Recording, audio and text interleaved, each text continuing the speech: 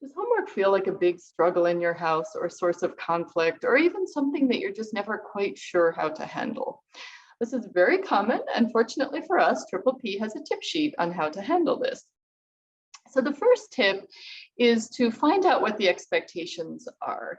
It can be a source of conflict between parents and children if we're always asking, do you have homework? And they say no, and then we don't believe them, and it can cause problems. So talk to a teacher, talk to a school counselor, talk to a parent liaison, and find out how often they'll be getting homework and what that will look like so that you feel confident that you have the correct information.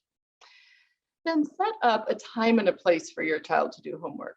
So in terms of a place, that might be clearing a spot at the kitchen table. That might be, everybody else will leave the living room during this time so you can use this couch. It might be going to your bedroom. Having that consistency and a designated place to do homework can provide them a lot of confidence. And then thinking about a time is very important. So right after your child comes home from school and they've had a long day and they've been sitting, it's probably not the best time to hit them with it. And we also don't want to wait until the end of the evening when it's time for bed and all of a sudden your child's saying, I forgot to do my homework. One thing that can be helpful is to think about making sure homework is done before something else they want to do. So the rule might be homework is done before you go outside to play, or before dinner, or before you get some screen time. This way we can enforce that expectation by just withholding the thing.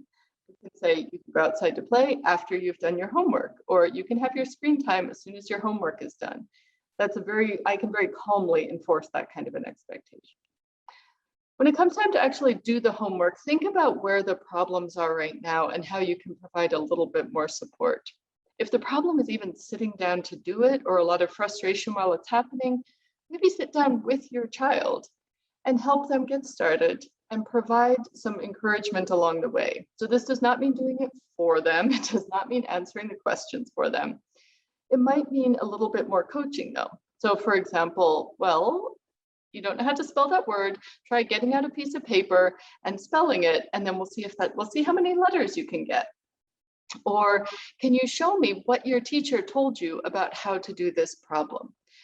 Eventually you can pull that support back as they get more confident, but if that's an issue for right now, you might need to do more coaching. All the way through this, we're going to reward improvement, not perfection. So if the issue has even been that your child, it's a big struggle to even get them to sit down and do their homework, and you implement some of these things and they sit down to do their homework, be very clear on that. Thank you for listening to me and getting out your homework, or thank you for taking the initiative to sit down and get your homework done. So just noticing the small things along the way that are improving can be really helpful. So the tips are, know the expectations, have a set time and place, preferably something enforceable in terms of time, and then provide coaching and problem solving as much as necessary, withdrawing that as they get more confident, and rewarding improvement, not perfection.